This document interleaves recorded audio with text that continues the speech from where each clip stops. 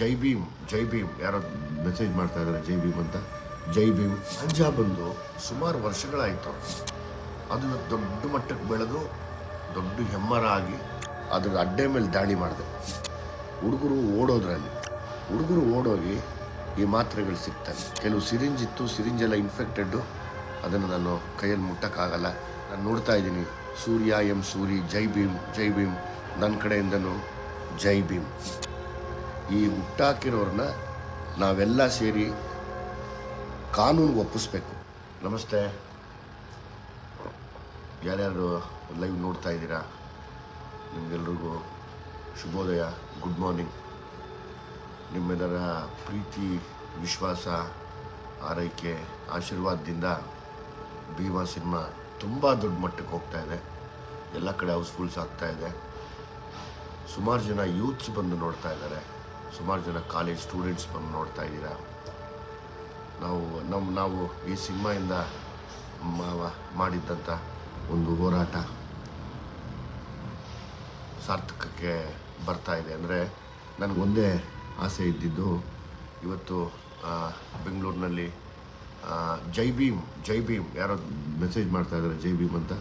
ಜೈ ಭೀಮ್, ನನ್ನ ಹೋರಾಟ ಇದ್ದಿದ್ದೇನೆ ಈ ಬೆಂಗಳೂರಿಗೆ ಬಂದಿರುವಂಥ ಒಂದು ಹೊಸ ಡ್ರಗ್ ಟೈಡಲ್ ಅಂತ. ಎಷ್ಟು ಪಾಯ್ಸನಸ್ ಡ್ರಗ್ ಅಂತ ನಿಮಗೆ ಮುಂದೆ ಹೇಳ್ತಾ ಹೋಗ್ತೀನಿ ನಾನು. ಸೊ ಹಂಗಾಗಿ ನಿಮಗೆಲ್ಲ ಒಂದು ವಿಷಯ ಹೇಳೋಕ್ಕೆ ಇಷ್ಟಪಡ್ತೀನಿ. ನಾವು ನಮ್ಮ ಇಡೀ ತಂಡ ಮಾಡಿದಂಥ ಒಂದು ಹಾರ್ಡ್ ವರ್ಕು, ಪ್ರೊಡ್ಯೂಸ್ ಮಾಡಿದಂಥ ನಮ್ಮ ಪ್ರೊಡ್ಯೂಸರ್ಸು ಜಗದೀಶು, ಕೃಷ್ಣ, ಸಾರ್ಥಕು, ಎಲ್ಲರೂ ನಮ್ಮನ್ನು ನಂಬಿ ಸಿನಿಮಾ ಮಾಡಿದ್ದಕ್ಕೆ ಇವತ್ತು ನಮಗೆ ಸಾರ್ಥಕ ಆಯಿತು. ಇಲ್ಲಿ ಬ್ಯಾಂಗ್ಳೂರಿನ ಒಂದು ಡಾರ್ಕ್ ಸೈಡ್ ಏನಿದೆ ಅಂದರೆ, ಹೆಣ್ಣು ಮಕ್ಕಳು ಮತ್ತು ಗಂಡು ಮಕ್ಕಳು ಹೆಂಗೆ ಇಲ್ಲಿ ಡ್ರಗ್ ಮಾಡಿಕೊಂಡು ಹಾಳಾಗ್ತಾ ಇದ್ದಾರೆ. ಎಸ್ಪೆಷಲಿ ಓದಿರೋ ವಿದ್ಯಾವಂತರ ಮಕ್ಕಳೇ ಇವತ್ತು ಜಾಸ್ತಿ ಡ್ರಗ್ ಮಾಡ್ತಾ ಇದ್ದಾರೆ. ಅಂದರೆ ಲೈಕ್ ಗಾಂಜಾ ಸೇರೋದಾಗ್ಬೋದು. ಆ ಗಾಂಜಾ ಬಗ್ಗೆ ನಿಮ್ಗೆ ಹೇಳಿದ್ದೀನಿ, ಯಾವ್ಯಾವ ಥರ ಗಾಂಜಾ ಸಿಗುತ್ತೆ ಇಲ್ಲಿ. ಸ್ಟ್ಯಾಂಡರ್ಡ್ ಆಗಿರೋ ಗಾಂಜಾ ಸಿಗುತ್ತೆ. ಅದೇ ಹೋಗ್ತಾ ಇನ್ನು ಸ್ವಲ್ಪ ಮಿಡ್ಲ್ ಕ್ಲಾಸ್ ಅವ್ರಿಗೆ ಅದರದ್ದು ಪವರ್ ಕಡಿಮೆ ಸಿಗುತ್ತೆ. ಹಾಗೇನು ತಿರ್ಗಾ ಲೋವರ್ ಮಿಡ್ಲ್ ಕ್ಲಾಸ್ ಮಕ್ಕಳಿಗೆ ಅಥವಾ ಬೇರೆ ಲೋವರ್ ಮಿಡ್ಲ್ ಕ್ಲಾಸಲ್ಲಿ ಬದುಕುವಂಥ ಕೆಲಸದವ್ರಿಗೆ ಡ್ರಗ್ಸ್ನ ಮೆಡಿಸನೆಲ್ಲ ಅದ್ದು ಕೊಡದೆ, ಗಾಂಜಾನ ಮೆಡಿಸನಲ್ಲಿ ಅದ್ದು ಕೊಡ್ತಾರೆ. ಅದು ಪೇಯ್ನ್ ಕಿಲ್ಲರ್ಸು, ಮತ್ತು ಜೊತೆಯಲ್ಲಿ ರ್ಯಾಟ್ ಪಾಯ್ಸನ್ ಕೂಡ ಹಾಕ್ತಾರೆ. ಇದೆಲ್ಲ ಹಾಕಿ ಸುಮಾರು ಜನ ಮಕ್ಕಳುಗಳು ಇವತ್ತು ಸತ್ತೋಗ್ತಾ ಇದ್ದಾರೆ. ಇದೊಂದು ಬೇಜಾರು ನನಗೆ ತುಂಬ ಇತ್ತು. ಯಾಕಂದರೆ ಈ ಡ್ರಗ್ ಬಂದು, ಈ ಗಾಂಜಾ ಬಂದು ಸುಮಾರು ವರ್ಷಗಳಾಯಿತು.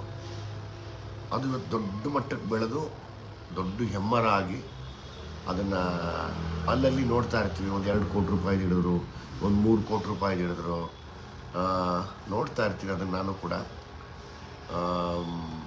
ಅದರ ಮಧ್ಯೆ ಇವತ್ತು ಎಲ್ರಿಗೂ ನಾನು ಕೇಳ್ಕೊಳ್ಳೋದೊಂದೇ, ಏನು ನಮಗೆ ಇದು ಓಡಾಡ್ತಿರುವಂಥ ಈ ಹೊಸ ಡ್ರಗ್ ಇದೆಯಲ್ಲ, ಅದ್ರದ್ದೊಂದು ಹೋರಾಟ. ಆ ಹೋರಾಟ ಏನು ಅಂದರೆ, ನೋಡಿ, ಈಗಲೂ ಕೂಡ ಹೋಗಿ ನಾನು ಅದ್ರ ಅಡ್ಡೆ ಮೇಲೆ ದಾಳಿ ಮಾಡಿದೆ. ಹುಡುಗರು ಓಡೋಗಿ ಈ ಮಾತ್ರೆಗಳು ಸಿಗ್ತಲ್ಲಿ. ಕೆಲವು ಸಿರಿಂಜ್ ಇತ್ತು, ಸಿರಿಂಜೆಲ್ಲ ಇನ್ಫೆಕ್ಟೆಡ್ಡು, ಅದನ್ನು ನಾನು ಕೈಯಲ್ಲಿ ಮುಟ್ಟಕ್ಕಾಗಲ್ಲ. ನಾನು ನೋಡ್ತಾ ಇದ್ದೀನಿ. ಸೂರ್ಯ ಎಂ ಸೂರಿ ಜೈ ಭೀಮ್, ನನ್ನ ಕಡೆಯಿಂದನೂ ಜೈ ಭೀಮ್. ಅಗೇನ್ ತಿರ್ಗಾ ಈ ಡ್ರಗ್ ವಿಷಯಕ್ಕೆ ಬರ್ತೀನಿ. ನೋಡಿ, ಇವತ್ತು ಬೆಂಗಳೂರಲ್ಲಿ ಇದನ್ನು ಯಾರು ಹುಟ್ಟಾಕಿದ್ರು ಅಂತ ನಮಗೆ ಗೊತ್ತಿಲ್ಲ. ಈ ಹುಟ್ಟಾಕಿರೋರನ್ನ ನಾವೆಲ್ಲ ಸೇರಿ ಕಾನೂನಿಗೆ ಒಪ್ಪಿಸ್ಬೇಕು. ಯಾಕಂದರೆ ನಾವು ಯಾರನ್ನೂ ದಬ್ಬಾಳಿಕೆ ಮಾಡಿ ನಾವೇನು ಅವ್ರ ಹತ್ರ ಏನೋ ಮಾಡೋಕ್ಕಾಗಲ್ಲ. ಯಾಕಂದರೆ ಕಾನೂನು ಯಾವತ್ತಿದ್ರೂ ದೊಡ್ಡದು. ಈ ಒಂದು ಡ್ರಗ್ ಇದೆಯಲ್ಲ, ಇದ್ರ ಹೆಸರು ಟೈಡಲ್ ಅಂತ. ಇದ್ರ ವಿಶೇಷ ಹೇಳ್ತೀನಿ ಕೇಳಿ. ನನ್ನ ಜೊತೆ ಒಬ್ಬ ಡಾಕ್ಟ್ರ್ ಅವ್ರನ್ನ ಕುಂಸ್ಕೊಂಡು ಮಾತಾಡ್ತೀನಿ, ಆದಷ್ಟು ಜಲ್ದಿ ಮಾತಾಡ್ತೀನಿ. ಇದು ಕ್ಯಾನ್ಸರ್ ಪೇಷಂಟ್ಸ್ಗೆ ಕೊಡುವಂಥ ಡ್ರಗ್ಗು. ಇವತ್ತು ಬೆಂಗಳೂರಲ್ಲಿ ತುಂಬ ದೊಡ್ಡ ಮಟ್ಟಕ್ಕೆ ಹಬ್ಬಿ ಕಾಲೇಜ್ ಮಕ್ಕಳು ತೊಗೋತಾ ಇದ್ದಾರೆ. ಆ ಕಾಲೇಜ್ ಯಾವುದು ಅಂತ ನಾನು ಹೇಳಲ್ಲ, ಅದು ಹೇಳಿದ್ರೆ ತಪ್ಪಾಗತ್ತೆ. ಇವಾಗ ಆ ಕಾಲೇಜ್ ಮಕ್ಕಳು ಬದುಕು ಹಾಳಾಗೋದು ಬೇಡ. ಯಾಕೆಂದರೆ ಅವ್ರು ತುಂಬ ಅಡಿಕ್ಟ್ ಆಗಿದ್ದರೆ ತುಂಬ ಕಷ್ಟ ಅದನ್ನು ಬಿಡಿಸೋದು. ಇಲ್ಲಿ ಇದೇನು ಈ ಟೈಡಲ್ ಅನ್ನೋ ಡ್ರಗ್ ಇದೆ, ಇದು ಸಿಗದೆ ಹೋದಾಗ ಇನ್ನೊಂದು ಡ್ರಗ್ ಬಂದಿದೆ, ಅದರದ್ದೇ ಕಂಟೆಂಟು. ಅದರ ಹೆಸರು ಬಂದು ಟಪಾಲ್ ER100 ಅಂತ. ನೋಡಿ, ಯಾರೋ ತೊಗೊಂಡು 1, 2, 3, 4 ತೊಗೊಂಡಿದ್ದಾರೆ, ಅದರಲ್ಲಿ ಇನ್ನೊಂದು 5-6 ಹಂಗೆ ಉಳಿಸಿದ್ದಾರೆ. ಇದು ನಾವು ರೈಡ್ ಮಾಡಿದಾಗ ಬಿಟ್ಟು ಓಡೋದ್ರು ಅವರು. ಆ ರೈಡ್ ಮಾಡಿದಾಗ ಸಿಕ್ಕಿದಂಥ ಇದು. ಇಲ್ಲಿ ತಮಗೆಲ್ಲ ಒಂದೇ ಕೇಳ್ಕೊಳ್ಳೋದು ನಾನು, ಇಡೀ ಕರ್ನಾಟಕದಾದ್ಯಂತ ನೀವೆಲ್ಲ ಆಶೀರ್ವಾದ ಮಾಡಿ ಬೆಳೆಸ್ತಾ ಇರೋ ಭೀಮಾ ತುಂಬ ದೊಡ್ಡ ಮಟ್ಟದಲ್ಲಿ ಹೋಗ್ತಾ ಇದೆ. ಆದರೆ ನನ್ನ ಉದ್ದೇಶ ಇಷ್ಟೇ, ಬೆಂಗಳೂರಲ್ಲಿ ಹೆಂಗೆ ಗಾಂಜಾ ಬಂತೋ ಹಂಗೆ ಅದು ಕರ್ನಾಟಕ ಫುಲ್ಲು ಹಬ್ಬಿತು, ಭಾರತದ ಫುಲ್ ಹಬ್ಬಿತು. ಬೇಡ, ನಾವು ಭಾರತದ ಲೆವೆಲಲ್ಲಿ ಮಾತಾಡೋಕ್ಕೆ ತುಂಬ ಚಿಕ್ಕವರು ಅಂದ್ಕೊತೀವಿ. ನಮ್ಮ ಊರು ಬೆಂಗಳೂರು ಅಂತ ಬಂದಾಗ, ನಮ್ಮ ಊರು ನಮ್ಮ ಕರ್ನಾಟಕ ಅಂತ ಬಂದಾಗ, ಕರ್ನಾಟಕದಲ್ಲಿ ಇದನ್ನೆಲ್ಲ ತೊಳೆಯೋದಕ್ಕೆ ನನ್ನಿಂದ ಅಲ್ಲ, ನಿಮ್ಮಿಂದ ಮಾತ್ರ ಸಾಧ್ಯ. ಇದು ನಿಮ್ಮಿಂದ ಮಾತ್ರ ಸಾಧ್ಯ. ಯಾಕೆ ಇದನ್ನು ಹೇಳ್ತಾ ಇದ್ದೀನಿ ಅಂದರೆ, ನಾನು ನಾಳೆಯಿಂದ ಸುಮಾರು ಕಾಲೇಜ್ಗಳಿಗೆ ಬರ್ತೀನಿ. ಕಾಲೇಜ್ಗಳಿಗೆ ಬಂದು ನಿಮ್ಮ ಪ್ರಿನ್ಸಿಪಲ್ರಿಗೆ ಮತ್ತು ನಿಮ್ಗಳಿಗೆ ಇದನ್ನು ಹತ್ತಿರದಿಂದ ತೋರಿಸ್ತೀನಿ. ತೋರಿಸಿ ನಿಮ್ಮ ಪ್ರಿನ್ಸಿಪಲ್ಗಳಿಗೆ, ಲೆಕ್ಚರರ್ಸ್ಗಳಿಗೆ ಕೇಳ್ಕೊತೀನಿ, ದಯಮಾಡಿ ಈ ಸಿನಿಮಾನ ತೋರಿಸಿ, ಹುಡುಗರಿಗೆ ಗೊತ್ತಾಗಲಿ, ನೀವು ನೋಡಿ ಅಂತ. ನೀವು ಎಷ್ಟು ಜನ ಸ್ಟೂಡೆಂಟ್ಸ್ ನೋಡ್ತಿರೋ, ನೀವು ಮಾತ್ರ, ನಿಮ್ಮ ಕೈಯಲ್ಲಿ ಮಾತ್ರ ಆ ಶಕ್ತಿ ಇದೆ. ಸ್ಟೂಡೆಂಟ್ಸ್ ಪವರ್ ಯಾವತ್ತಿದ್ರೂ ತುಂಬ ದೊಡ್ಡ ಪವರು. ನೀವೆಲ್ಲ ಸೇರಿದ್ರೆ ಮಾತ್ರ ಇದನ್ನು ಒಂದು ಕಡೆ ಹಿಡಿದಿಟ್ಟು, ನಾನು ಹೇಳೋದು ಬೆಂಗಳೂರಿದೆ, ಇದು ಬೇರೆ ಬೇರೆ ಬೇರೆ ಬೇರೆ ಡಿಸ್ಟಿಕ್ಗಳಿಗೆ ಹಬ್ಬುತ್ತಾ ಇದೆ. ಯಾರು ದುಡ್ನಾಸೆಗೆ ಈ ಮೆಡಿಸನ್ ಕೊಟ್ಟು, ನೀವು ಯಾರೂ ನಂಬೋದಿಲ್ಲ, 30 ವರ್ಷದ ಮೇಲೆ ಮಕ್ಕಳು ಬದುಕ್ತಾ ಇಲ್ಲ. ತ್ರಿಪುರ ಅಲ್ಲಿ HIV ಆಗಿದೆ, ಅಂದರೆ ಏಡ್ಸ್ ಆಗಿದೆ. 2,500 ಜನ ಹೆಣ್ಮಕ್ಳಿಗೆ ಏಡ್ಸು, HIV. 5,500 ಜನ ಗಂಡು ಮಕ್ಕಳಿಗೆ HIV. ಈ ಥರದ ಡ್ರಗ್ನ ಬೆಂಗಳೂರಲ್ಲಿ ಬೆಳೆಸಿದಂಥ, ನನಗೆ ಬೇಡ, ಲೈವಲ್ಲಿದ್ದೀನಿ, ರಫಾಗಿ ಮಾತಾಡೋದು ಬೇಡ. ಬೆಂಗಳೂರಲ್ಲಿ ಬೆಳೆಸಿದಂಥ ಯಾರೇ ಆಗಲಿ ಅವ್ರನ್ನ ಮಟ್ಟ ಹಾಕಬೇಕು ಅಂದರೆ ಒಂದು ಯುವಶಕ್ತಿಗಳೊಂದಾಗಬೇಕು. ನಿಮ್ಮ ಅಕ್ಕಪಕ್ಕದ ಮನೆಯಲ್ಲಿ ಯಾರೋ ಹುಡುಗರು ಜೇಬ್ನಲ್ಲಿ, ಅಥವಾ ದಿಂಬು ಕೆಳಗಡೆ, ಇಲ್ಲ ಬಚ್ಚಲ ಮನೆಯಲ್ಲಿ, ಅಥವಾ ನಿಮ್ಮ ಅಕ್ಕಪಕ್ಕದಲ್ಲಿ ಪಾರ್ಕ್ ಇದ್ದರೆ ಅಲ್ಲಿ ಬಿದ್ದಿರೋಂಥ ಈ ಥರ ಒಂದೊಂದು ಸ್ಟ್ರಿಪ್ ಸಿಕ್ಕಿದ್ರೂ ಇದನ್ನು ನೀವು ಹುಷಾರಾಗಿ ಪೊಲೀಸರ ಕೈಯಲ್ಲಿ ಕೊಟ್ಟು, ಅದು ಯಾರು ಮಾಡ್ತಿದ್ದಾರೆ ಅಂತ ಅದನ್ನು ಕೂಡ ನೀವು ಪತ್ತೆ ಹಚ್ಚಬೇಕಾಗಿರೋದು ನಿಮ್ಮ ಕೆಲಸ ಇದೆ. ಎಲ್ಲವನ್ನೂ ನಾವು ಪೊಲೀಸರ ಮೇಲೆ ಹೊಣೆ ಹಾಕೋದು ಬೇಡ, ನಾವು ಎಷ್ಟು ಅವ್ರಿಗೆ ಸಹಾಯ ಮಾಡ್ತೀವಿ ಅದು ಮುಖ್ಯ ಆಗುತ್ತೆ. ಹಂಗೆ ಮಾನ್ಯ ಪೊಲೀಸ್ ಮಂದಿಗಳಿಗೂ ನಾನು ಅದನ್ನೇ ಕೇಳ್ಕೊತಾ ಇದ್ದೀನಿ. ಒಂದೇ ಸರ್, ಇದನ್ನು ಹಿಡ್ಕೊಡೋದು ಜವಾಬ್ದಾರಿ ನಂದಿರಲಿ, ಆದರೆ ಇದರ ಮಾರೋರನ್ನ ನೀವು ಖಂಡಿತವಾಗ್ಲೂ ಹಿಡಿದು ಎಲ್ಲರ ಮುಂದೆ ತೋರಿಸ್ಬೇಕು. ಯಾಕಂದರೆ ನನ್ನ ಮಕ್ಕಳಾಗ್ಬೋದು, ನಿಮ್ಮ ಮನೆ ಮಕ್ಕಳಾಗ್ಬೋದು, ಬೇರೆಯವ್ರ ಮನೆ ಮಕ್ಕಳಾಗ್ಬೋದು, ಇದೇನ ಹಬ್ಬಿದ್ರೆ ಯಾರ ಮನೆಯಲ್ಲೂ ಗಂಡು ಮಕ್ಕಳಾಗಲಿ ಹೆಣ್ಮಕ್ಳಾಗಲಿ 30 ವರ್ಷದ ಮೇಲೆ ಬದುಕಲ್ಲ. 30 ವರ್ಷದ ಮೇಲೆ ಬದುಕಲ್ಲ ಮಕ್ಕಳು. ಇದರಲ್ಲಿ ಒಂದು 15-16% ಹೆಣ್ಮಕ್ಳು ಶುರುವಾಗಿದೆ, ಒಂದು ಮಿಕ್ಕಿದ ಒಂದಷ್ಟು ಪರ್ಸೆಂಟೇಜ್ ಗಂಡು ಮಕ್ಕಳು ತೊಗೋತಾ ಇದ್ದಾರೆ. ಇದರಷ್ಟು ಡೇಂಜರಸ್ ಯಾವುದೂ ಇಲ್ಲ. ನನ್ನ ಸಿನಿಮಾ ಮಾಡಿದ್ದು, ನಾವು ಪಟ್ಟಿದ ಕಷ್ಟ ನಿಜವಾಗ್ಲೂ ಸಾರ್ಥಕ ಆಯಿತು. ಅದಕ್ಕೆ ನೀವೆಲ್ಲರೂ ಸೇರಿ ನಂಗೆ ಸಾಥ್ ಕೊಟ್ಟಿದ್ದೀರಾ, ಅದ್ರ ಬಗ್ಗೆ ನೋ ಡೌಟ್ಸ್, ನಾನು ಚಿರಋಣಿಯಾಗಿರ್ತೀನಿ ನಿಮಗೆ. ಆದರೆ ಇದು ಒಂದು ಹೋರಾಟ ಶುರು ನಾವು ಮಾಡಲೇಬೇಕು. ಇಷ್ಟೇ ಕೇಳಬಂದು ನಾವು ಈ ಮಾತ್ರೆಗಳು, ಇದರದಿಂದ ಬೇರೆ ಬೇರೆ ವಿಚಿತ್ರ ರೀತಿಗಳಿದೆ. ಇದನ್ನು ಮತ್ತೆ ಮತ್ತೆ ಮತ್ತೆ ಬಂದು ನಿಮಗೆ ಲೈವಲ್ಲಿ ನಾನು ಹೇಳೋಕ್ಕೆ ಶುರು ಮಾಡ್ತೀನಿ. ಆದರೆ ಒಂದು, ನೀವೆಲ್ಲ ಕೈ ಜೋಡಿಸಿ ಇರೋಂಥ ಪೇರೆಂಟ್ಸ್ಗಳು ಫಸ್ಟು ಸಿನಿಮಾ ನೋಡಿ, ಯಾಕೆ ಮಕ್ಕಳು ಹಾಳಾಗ್ತಾ ಇದ್ದಾರೆ ಅಂತ ಗೊತ್ತಾಗುತ್ತೆ. ಎಲ್ಲಿವರೆಗೂ ನೀವು ನೋಡಲ್ವೋ ಅಲ್ಲಿವರೆಗೂ ನಾವು ಮಕ್ಕಳನ್ನ ಕಾಪಾಡೋಕ್ಕಾಗಲ್ಲ. ಇದು ಸರ್ಟಿಫಿಕೇಟ್ ಒಂದೇ ಒಂದು ಕಾರಣ, ಯಾಕೆಂದರೆ ಸತ್ಯ ಹೇಳಿದ್ದೀನಿ ಅಂತಷ್ಟೇ. ನಂಗೆ ಅದ್ರ ಬಗ್ಗೆ ಏನು ಬೇಜಾರಿಲ್ಲ. ಅದಕ್ಕೆ ಜನ ಸಪೋರ್ಟ್ ಮಾಡ್ತಿದ್ದಾರೆ, ನೋಡ್ತಿದ್ದಾರೆ. ಹಂಗಾಗಿ ನಮ್ಗೆ ಸೆನ್ಸಾರ್ ಮಂಡಳಿ ಮೇಲೆ ಗೌರವ ಇದೆ. ಆದರೆ ಇವತ್ತೇನು ಯುವ ಪೀಳಿಗೆ ಹಾಳಾಗ್ತಾ ಇದೆ, ಮೇನ್ ಸ್ಟೂಡೆಂಟ್ಸ್ ಹಾಳಾಗ್ತಾ ಇದ್ದಾರೆ, ಅವ್ರನ್ನ ಕಾಪಾಡ್ಕೊಳ್ಳೋ ಜವಾಬ್ದಾರಿ ನಿಮ್ಮಲ್ಲಿದೆ. ನಿಮ್ಮ ಮನೆಯಲ್ಲಿರುವಂಥ ಯಾರೇ ಮಕ್ಕಳು ತೊಗೊಂಡ್ಬಿಡ್ಬೋದು. ಇದನ್ನು ದಯಮಾಡಿ ಇದನ್ನು ಬ್ಯಾನ್ ಮಾಡಬೇಕು ಅಥವಾ ನಿಲ್ಲಿಸಬೇಕು ಅಂದರೆ ನಿಮ್ಮೆಲ್ಲರ ಸಾಥ್ ನನಗೆ ಬೇಕು. ನಾನೊಬ್ಬ ನಿಂತಿದ್ದೀನಿ, ನನ್ನ ಜೊತೆ ನನ್ನ ತಂಡ ಹೋರಾಡ್ತಾ ಇದೆ. ನೀವೆಲ್ಲ ಸೇರಿ ಬಂದು ಎಷ್ಟು ಸಪೋರ್ಟ್ ಮಾಡ್ತೀರೋ ಅಷ್ಟು ಒಳ್ಳೆಯದು. ಅಂದರೆ ಯಾರೇ ಆಗಲಿ ಪೇರೆಂಟ್ಸು ಫಸ್ಟು ಸಿನಿಮಾಗಳು ನೋಡಿ ಹೆಂಗೆ ನಿಮ್ಮ ಮಕ್ಕಳು ಹಾಳಾಗ್ತಾ ಇದ್ದಾರೆ ಅಂತ ಗೊತ್ತಾಗತ್ತೆ. ಈಗ ಇದ್ರದ್ದು ಇನ್ನೊಂದು ಫಾರ್ಮ್ ಆಯಿತು ನೋಡಿ, ಟೈಡಲ್ ಹಿಂಗಿರುತ್ತೆ,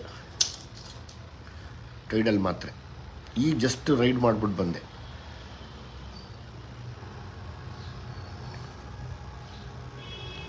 ಆಯಿತು, ನಿಮ್ಮ ಹತ್ರ ಇನ್ನೊಂದಷ್ಟು ವಿಷಯ ಇಟ್ಕೊಂಡು ಬರ್ತೀನಿ. ಆ ವಿಷಯ ಏನು ಅಂತ ಆದಷ್ಟು ಜಲ್ದಿ ಲೈವ್ ಬಂದು ಹೇಳ್ತೀನಿ, ನಿಮಗೆ ಲೈವ್ ಬಂದು ಹೇಳ್ತೀನಿ. ಈಗ ಒಬ್ಬರನ್ನ ನಾನು ಎಲ್ಲಿ ರೈಡ್ ಮಾಡೋಕ್ಕೆ ಹೋಗಿದ್ದೆ, ಅಲ್ಲಿ ಗೊತ್ತಾಯಿತು ಮೊನ್ನೆ ರೀಸೆಂಟಾಗಿ ಒಬ್ಬ ಹುಡುಗ ಸತ್ತೋದ ಅಂತ. ಅರೌಂಡ್ 20-25 ವರ್ಷದ ಒಬ್ಬ ಚಿಕ್ಕವನು ತೀರ್ಕೊಂಡಿದ್ದಾನೆ. ಅದ್ರದ್ದೊಂದು ಬೇಜಾರಾಯಿತು. ಅದು ಇನ್ಮೇಲಿಂದ ಲೈವ್ಗಳು ಶುರು ಮಾಡ್ತೀನಿ. ದುನಿಯಾ ವಿಜಯ್ ಸರ್ ಬಗ್ಗೆ ಇವತ್ತಿನ ವಿಡಿಯೋದಲ್ಲಿ ಮಾತಾಡಬೇಕಂತ ನನಗೆ ಅನಿಸುತ್ತೆ. ಯಾಕಪ್ಪ ಅಂದರೆ ಭೀಮಾ ಸಿನಿಮಾ ಮಾಡಿದ್ದು ಒಂದು ಸೋಷಿಯಲ್ ಕಾಸ್ ಇಟ್ಕೊಂಡು ಸಿನಿಮಾ ಮಾಡಿದರ ಜೊತೆಗೆ ನಮ್ಮ ಇವತ್ತಿನ ಯಂಗ್ಸ್ಟರ್ಸ್ ಯಾವ ಕಡೆ ಹೋಗ್ತಾ ಇದ್ದಾರೆ, ಎಲ್ಲಿ ದಾರಿ ತಪ್ತಾ ಇದ್ದಾರೆ, ಕೆಟ್ಟ ದಾರಿ ಇರ್ತಾ ಹೋಗ್ತಾ ಇದ್ದಾರೆ, ಜೊತೆಗೆ ಡ್ರಗ್ ಒಂದು ಅಡಿಕ್ಟ್ ಆಗಿರ್ತಕ್ಕಂಥ ಯಂಗ್ಸ್ಟರ್ಸು, ಕಾಲೇಜ್ ಸ್ಟೂಡೆಂಟ್ಸು ಅಂಥವರ ಲೈಫು 20-27 ವಯಸ್ಸೊಳಗೆ ಸುಮಾರು ಯಂಗ್ಸ್ಟರ್ಸ್ಗಳನ್ನ ಡೆತ್ ಆಗಿದೆ. ಸೊ ಅಂಥವ್ರಿಗೆ ಈ ಒಂದು ಡ್ರಗ್ ಅಡಿಕ್ಟ್ ಆಗಿರ್ತಕ್ಕಂಥ ಜಾಲ ಪತ್ತೆ ಹಚ್ಚಿ ಅದನ್ನು ಕಿತ್ತೋಗ್ಲಿಲ್ಲ ಅಂದರೆ, ತಡೆಗಟ್ಟಲಿಲ್ಲ ಅಂದರೆ ನಮ್ಮ ಯಂಗ್ಸ್ಟರ್ಸ್ ಲೈಫ್ ಪಕ್ಕ ಹಾಳಾಗೋದ್ರಲ್ಲಿ ಹಾಳಾಗೋಗುತ್ತೆ ಅಂತ ಒಂದು ಕಾಸ್ ಇಟ್ಕೊಂಡು ಒಂದು ಸಿನಿಮಾ ಮಾಡಿದ್ದಾರೆ. ಜೊತೆಗೆ ಸಿನಿಮಾ ಕೂಡ ಚೆನ್ನಾಗಿ ಹೋಗ್ತಾ ಇದೆ. ಸೊ 100 days ಆಗಲಿ ಅಂತ ವಿಶ್ ಮಾಡ್ತಾ ಇದ್ದೀನಿ. ಜೊತೆಗೆ ಭೀಮಾ ಸಿನಿಮಾ ಮಾಡಿದಲ್ಲದೆ ಜೊತೆಗೆ ಆ ಒಂದು ಏನು ನಡೀತಾ ಇದೆಯಲ್ಲ ಮಾಫಿಯಾ, ಡ್ರಗ್ ಅಡಿಕ್ಟು, ಸೊ ಅದ್ರ ಬಗ್ಗೆ ಕಿತ್ತೋಗ್ಬೇಕಂತ ಒಂದು ಪಣ ತೊಟ್ಟು ನಿಂತಿದ್ದಾರಲ್ವಾ. ಕೆಲವೊಂದಿಷ್ಟು ಸಿನಿಮಾ ಮಾಡಿಬಿಟ್ಟು ಒಂದು ಮೆಸೇಜನ್ನು ಕೊಟ್ಬಿಟ್ಟು ಅಲ್ಲಿಗೆ ಸ್ಟಾಪ್ ಮಾಡ್ತಾರೆ. ಸಿನಿಮಾ ಚೆನ್ನಾಗಿ ಹೋಗ್ತಿದ್ರೆ ಸಾಕಪ್ಪ, ಈ ಒಂದು ಸಿನಿಮಾನ ನೋಡಿಬಿಟ್ಟು ಈ ಮೆಸೇಜಿಂದ ಎತ್ಕೊಂಡ್ರೆ ಸಾಕು ಅಂತ ಸೈಲೆಂಟ್ ಆಗಿಬಿಡ್ತಾರೆ. ಆದರೆ ದುನಿಯಾ ವಿಜಯ್ ಸರ್ ಅವರು ಸಿನಿಮಾ ಕೂಡ ಚೆನ್ನಾಗಿ ಹೋಗ್ತದೆ, ಜೊತೆಗೆ ಸಿನಿಮಾ ಚೆನ್ನಾಗಿ ಹೋದ್ಮೇಲೆ ಪ್ರಮೋಷನ್ ಜೊತೆಗೇನೆ ಸೊ ಒಂದು ಟೀಮನ್ನು ರೆಡಿ ಮಾಡಿಬಿಟ್ಟು ಈ ಒಂದು ಡ್ರಗ್ ಬೆಂಗಳೂರಿಗೆ ಬಂದಿರ್ತಕ್ಕಂಥ ಕೆಲವೊಂದಿಷ್ಟು ಹೊಸ ಡ್ರಗ್ ಬಗ್ಗೆ ತಿಳಿಸ್ಕೊಟ್ಟಿದ್ದಾರೆ ಒಂದು ಲೈವಲ್ಲಿ ಬಂದುಬಿಟ್ಟು. ಸೊ ಅದು ತುಂಬ ಇಷ್ಟ ಆಯಿತು. ಜೊತೆಗೆ ಸಿನಿಮಾದಲ್ಲಿ ಒಂದು ಮೆಸೇಜ್ ಕೊಡೋದಲ್ಲದೆ ಫೀಲ್ಡ್ ಇಳಿದ್ಬಿಟ್ಟು ಒಂದು ಟೀಮನ್ನು ರೆಡಿ ಮಾಡಿಬಿಟ್ಟು ಇದನ್ನು ಕಿತ್ತೋಗ್ಬೇಕಂತ ಪಣ ತೊಟ್ಟಿದ್ದಾರೆ. ಇದು ಕಿತ್ತೋಗುತ್ತೋ ಬಿಡುತ್ತೋ ಎಷ್ಟರ ಮಟ್ಟಿಗೆ ನಿಜನೋ ಗೊತ್ತಿಲ್ಲ, ಆದರೆ ಆ ಪ್ರಯತ್ನವನ್ನು ಮಾಡ್ತಿದ್ದಾರಲ್ಲ, ಸೊ ಅದಕ್ಕೆ ಹೆಡ್ಸಪ್ ಅಂತ ನನಗೆ ಅನಿಸುತ್ತೆ. ಜೊತೆಗೆ ಇದಕ್ಕೆ ಯಂಗ್ಸ್ಟರ್ಸ್ ಕೂಡ ನಿಂತ್ಕೋಬೇಕಂತ ಕೇಳ್ಕೊಂಡಿದ್ದಾರೆ. ನಮ್ಮ ಕೈಲಿ ಆದಷ್ಟು ಪೊಲೀಸರಿಗೆ ನಾನು ಸಹಾಯ ಮಾಡ್ತೀನಿ. ಜೊತೆಗೆ ಎಲ್ಲ ಮಾಧ್ಯಮಗಳಲ್ಲಿ ಬಂದು ಕೂತ್ಕೊಂಡು ಇದ್ರ ಬಗ್ಗೆ ಮಾತಾಡೋಣ, ಚರ್ಚೆ ಮಾಡೋಣ. ಎಲ್ಲರೂ ಇದ್ರ ಬಗ್ಗೆ ನಿಂತ್ಕೋಬೇಕು. ಇಲ್ಲಾಂದರೆ ಕೆಲವೊಂದು ಎಕ್ಸಾಂಪಲ್ನ ಕೊಟ್ಟು ಮಾತಾಡಿದರೆ ತ್ರಿಪುರಲ್ಲಿ ಇದರಿಂದನೇ ಕೆಲವೊಂದಿಷ್ಟು ಇನ್ಫೆಕ್ಟೆಡ್ ಸಿರಿಂಜನ್ನು ಯೂಸ್ ಮಾಡಿಬಿಟ್ಟು HIV ಪೀಡಿತರಾಗಿದ್ದಾರೆ. ಸೊ ಅದು ನಮ್ಮ ಕರ್ನಾಟಕದಲ್ಲಿ ಆಗೋದು ಬೇಡ ಅಂತ ಒಂದು ಸಾಮಾಜಿಕ ಈ ಡ್ರಗ್ ಏನಿದೆಯಲ್ಲ ಇದು ಹೋಗ್ಲಾಡಿಸ್ಬೇಕು. ಯಂಗ್ಸ್ಟರ್ಸೇ ಜಾಸ್ತಿ ತುತ್ತಾಗ್ತಿದ್ದಾರೆ. ಕೆಲವೊಂದಿಷ್ಟು ಅದು ದುಡ್ಡು ಮೇಲೆ ಡಿಪೆಂಡ್ ಆಗಿತ್ತು. ಅಂಥ ಡ್ರಗ್ಗಳು ಸಪ್ಲೈ ಆಗ್ತಿದೆ. ಅದು ಟಾರ್ಗೆಟೆಡು ಜಾಸ್ತಿ ಕಾಲೇಜ್ ಸ್ಟೂಡೆಂಟ್ಸು PUC ಇಂದ ಹಿಡಿದು ಡಿಗ್ರಿವರೆಗೂ. ಸೊ ಅವರು ಸ್ಟಡಿ ಮಾಡಿದ್ದಾರೆ ಇದ್ರ ಬಗ್ಗೆ ಸಿಕ್ಕಾಪಟ್ಟೆ. ಒಂದು ಟೀಮನ್ನು ರೆಡಿ ಮಾಡಿಬಿಟ್ಟು ಅರ್ಲಿ ಮಾರ್ನಿಂಗ್ ರೈಡ್ ಮಾಡಿಬಿಟ್ಟು ಅದ್ರ ಬಗ್ಗೆ ಇನ್ಫಾರ್ಮೇಷನ್ ಕೊಟ್ಟಿದ್ದಾರೆ. ಸೊ ದುನಿಯಾ ವಿಜಯ್ ಅವರು ಇಲ್ಲಿಗೆ ಬಿಡೋ ಹಾಗೆ ಕಾಣ್ತಾ ಇಲ್ಲ. ಒಂದು ಟೀಮನ್ನು ರೆಡಿ ಮಾಡಿಬಿಟ್ಟು ಪಣ ತೊಟ್ಟು ನಿಂತಿದ್ದಾರೆ. ಸೊ ಪೊಲೀಸರು ಅವ್ರನ್ನ ಹಿಡಿದು ಹಾಕಿ ಅವ್ರು ತೋರಿಸ್ಬೇಕು ನಮ್ಮ ಈ ಸಮಾಜಕ್ಕೆ ಅಂತ ಆ ಒಂದು ರಿಕ್ವೆಸ್ಟ್ ಕೂಡ ಮಾಡ್ಕೊಂಡಿದ್ದಾರೆ. ಸೊ ನಮ್ಮ ಸಪೋರ್ಟ್ ಯಾವಾಗಲೂ ಖಂಡಿತ ಇದ್ದೇ ಇರುತ್ತೆ ಅಂತ ನಾನು ಹೇಳ್ತೀನಿ. ಯಾಕಂದರೆ ಒಂದು ಸಿನಿಮಾ ಮಾಡಿಬಿಟ್ಟು ಸಿನಿಮಾ ಚೆನ್ನಾಗಿ ಹೋಗ್ತಿದ್ರೆ ಆರಾಮಾಗಿ ರಿಲ್ಯಾಕ್ಸ್ ಮಾಡೋ ಇಂಥ ಕಾಲದಲ್ಲಿ. ಸೊ ಅದನ್ನು ಒಂದು ಟೀಮನ್ನು ರೆಡಿ ಮಾಡಿಬಿಟ್ಟು ಕೆಲವೊಂದಿಷ್ಟು ಎಷ್ಟೇ ಬೆದರಿಕೆಗಳು ಬಂದರೂ ಕೂಡ ನಿಂತ್ಕೊಂಡು ಏನಾಗುತ್ತೆ ಆಗಲಿ ನಾನು ಎದುರಿಸ್ತೀನಿ, ನಾನು ಕಾನೂನು ಪ್ರಕಾರ ಹೋರಾಟ ಮಾಡ್ತೀನಿ ಅಂತ ಬಂದು ನಿಂತ್ಕೊಂಡು ತುಂಬ ಕಡಿಮೆ ಅಂತ ಅನಿಸುತ್ತೆ. ಇದು ನಮ್ಮ ಪೊಲೀಸ್ ಡಿಪಾರ್ಟ್ಮೆಂಟ್ ಅವರು ಮಾಡ್ತಕ್ಕಂಥ ಕೆಲಸನ. ಸೊ ನಮ್ಮ ಹೀರೋ ದುನಿಯಾ ವಿಜಯ್ ಅವರು ತಮ್ಮ ಕೈಲಿ ಆದಷ್ಟು ಸಹಾಯ ಮಾಡ್ತಾಯಿದ್ದಾರೆ. ನಿಜಕ್ಕೂ ಭಾಳ ಖುಷಿ ಅನಿಸುತ್ತೆ, ನನಗೆ ಭಾಳ ಹೆಮ್ಮೆ ಅನ್ನಿಸುತ್ತೆ ವಿಡಿಯೋ ಮಾಡೋಕ್ಕೆ. ಯಾಕಪ್ಪ ಅಂತಂದರೆ ನಿಜಕ್ಕೂ ಇಷ್ಟೊಂದು ನಾನೆಲ್ಲ ಮಾಡಿರೋ ಕಾಂಟೆಂಟಲ್ಲಿ ಈ ಕಾಂಟೆಂಟ್ ಮಾಡೋಕ್ಕೆ ನಾನು ಇನ್ನೂ ಪ್ರಿಪೇರ್ ಆಗಿದ್ದೇನೆ. ಹಾಗೆ ಅವ್ರು ಲೈವ್ ವಿಡಿಯೋ ಮಾಡಿಬಿಟ್ಟು ನಾನು ಮಾತಾಡ್ತಾ ಇದ್ದೀನಿ. ಯಾಕಂದರೆ ಬೇರೆಯವರು ಸ್ವಾರ್ಥದಲ್ಲೇ ವಿಚಾರ ಮಾಡೋ ಈಗಿನ ಕಾಲದಲ್ಲಿ ಕೇವಲ ಸಿನಿಮಾದಲ್ಲೇ ಮೆಸೇಜ್ ತೋರಿಸಿ ಬಿಟ್ಬಿಡ್ತಾರೆ. ಈಗ ಒಂದು ಟೀಮನ್ನು ರೆಡಿ ಮಾಡಿಬಿಟ್ಟು ಅದನ್ನು ಕೆಲವೊಂದಿಷ್ಟು ಏನಾಗ್ತಿದೆ, ಕೆಲವೊಂದಿಷ್ಟು ಮಾಧ್ಯಮಗಳು ಕೂಡ ನಾನು ಮಾತಾಡ್ತೀನಿ ಅಂತ ಹೇಳಿದ್ದಾರೆ. ಜೊತೆಗೆ ಕಂಟಿನ್ಯೂ ಇಲ್ಲಿಗೆ ಬಿಡಲ್ಲ ಅಂತ ನನಗೆ ಅನಿಸುತ್ತೆ. ಇದು ಸುಮಾರು ದಿನ ಸ್ಟಡಿ ಮಾಡ್ತಿದ್ದಾರೆ ಅಂತ ನನಗೆ ಅನಿಸುತ್ತೆ. ಸೊ ಇದೀಗ ಅದಕ್ಕೆ ಒಂದು ಪರ್ಫೆಕ್ಟಾಗಿ ಸಿನಿಮಾ ಮಾಡಿ ಜನರಲ್ಲಿ ಸೊ ನಾರ್ಮಲಾಗಿ ಮಾತಾಡಿದ್ರೆ ಇವಾಗ ಏನು ಮಾತಾಡ್ತಾನೆ ಗುರು ಇದೆಲ್ಲ ಕಿತ್ತಕ್ಕಾಗುತ್ತಾ ಅಂತಾರೆ. ಸೊ ದುನಿಯಾ ವಿಜಯ್ ಸರ್ ಅದ್ರ ಬಗ್ಗೆ ಒಂದು ಮೆಸೇಜ್ ಮಾಡಿಬಿಟ್ಟು ಸೊ ಅವ್ರ ಮೇಲೆ ಎಫೆಕ್ಟ್ ಸಿನಿಮಾ ಒಂದು ಪರಿಣಾಮ ಬೀರಿದಾದ್ಮೇಲೆ ಇದ್ರ ಬಗ್ಗೆ ಮಾತಾಡಿದ್ರೆ ಖಂಡಿತ ಜನ ಇದರಿಂದ ಹೌದಲ್ವಾ ನಿಜ ಹೇಳ್ತಾರಲ್ಲ ಅಂತ ಅಂದ್ಕೊಂಡು ಮೊದಲೇ ಥಿಂಕ್ ಮಾಡಿದ್ದಾರೆ ಅಂತ ನನಗೆ ಅನಿಸುತ್ತೆ. ಸೊ ನಿಜಕ್ಕೂ ಇದು ಒಂದು ಯಂಗ್ಸ್ಟರ್ಸ್ಗಳು 20 ರಿಂದ 27 ವಯಸ್ಸಲ್ಲಿ ಒಂದು ಡೆತ್ ಆಗ್ತಿದೆ. ಸೊ ಅದು ನೋಡಿದ್ರೆ ತುಂಬ ಬೇಜಾರಾಗುತ್ತೆ. ಸೊ ಅಂಥವ್ರು ತುತ್ತಾಗಬಾರ್ದು.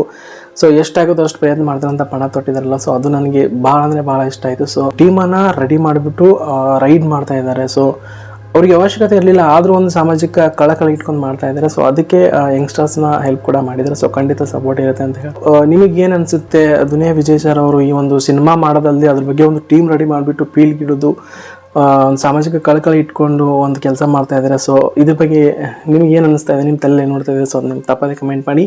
ಸೊ ಯಾರೆಲ್ಲ ಮೊದಲನೇ ಬಾರಿಗೆ ಫಿಲ್ಮಿಕಶ್ ಕನ್ನಡ ಯೂಟ್ಯೂಬ್ ಚಾನಲ್ ನೋಡ್ತಾ ಇದ್ದಾರೋ ಸೊ ಸಪೋರ್ಟ್ ಮಾಡೋ ಮುಖಾಂತರ ಲೈಕ್ ಹಾಗೂ ಸಬ್ಸ್ಕ್ರೈಬ್ ಮಾಡಿ ಚಾನಲ್ಗೆ. 10K ಟಾರ್ಗೆಟ್ ಇದೆ ನಂದು ಈ ವರ್ಷ. ಸೊ ಹಾಗಾಗಿ ಪ್ಲೀಸ್ ಸಪೋರ್ಟ್ ಮಾಡಿ ಅಂತ ಕೇಳ್ಕೊತೀನಿ. ಸಿಗೋಣ ಮತ್ತೆ ಮುಂದಿನ ಒಂದು ಕಾಂಟೆಂಟ್ನಲ್ಲಿ. Thank you.